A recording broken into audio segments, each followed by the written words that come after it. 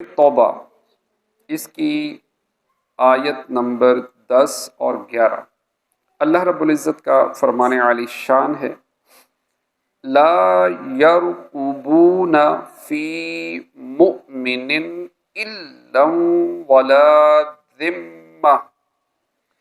کسی مسلمان میں نہ قرابت کا لحاظ کریں نہ عہد کا،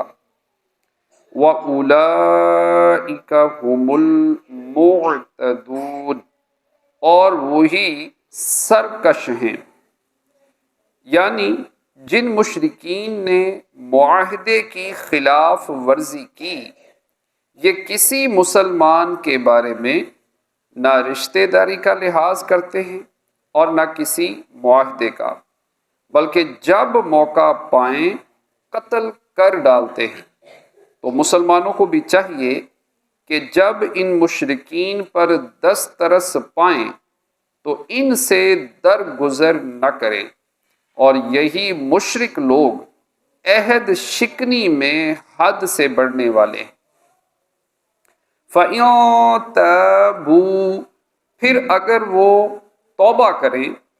وَأَقَامُوا الصَّلَاةَ، اور نماز قائم رکھیں، وَآتَوُا الزَّکَاةَ، اور زکوٰۃ دیں، فَإِخْوَانُکُمْ فِی الدِّین، تو وہ تمہارے دینی بھائی ہیں۔ وَنُفَصِّلُ الْآیَاتِ لِقَوْمٍ یعلمون، ہم آیتیں مفصل بیان کرتے ہیں جاننے والوں کے لیے۔ یعنی اگر وہ مشرکین شرک سے ایمان کی طرف اور عہد شکنی سے وفائے عہد کی طرف لوٹ آئیں، اور جو نمازیں ان پر فرض ہوں انہیں تمام شرائط و ارکان کے ساتھ ادا کریں، اور جو زکوٰۃ ان پر فرض ہو اسے خوش ہو کر دیں، تو وہ تمہارے اسلامی بھائی ہیں۔ ان کے لیے بھی وہی احکام ہیں جو تمہارے لیے ہیں، انہیں بھی وہی چیزیں منع ہیں جو تمہیں منع ہیں۔ ہم عہد شکنی کرنے والے اور دیگر مشرکین کے احوال اور کفر و ایمان کی حالت میں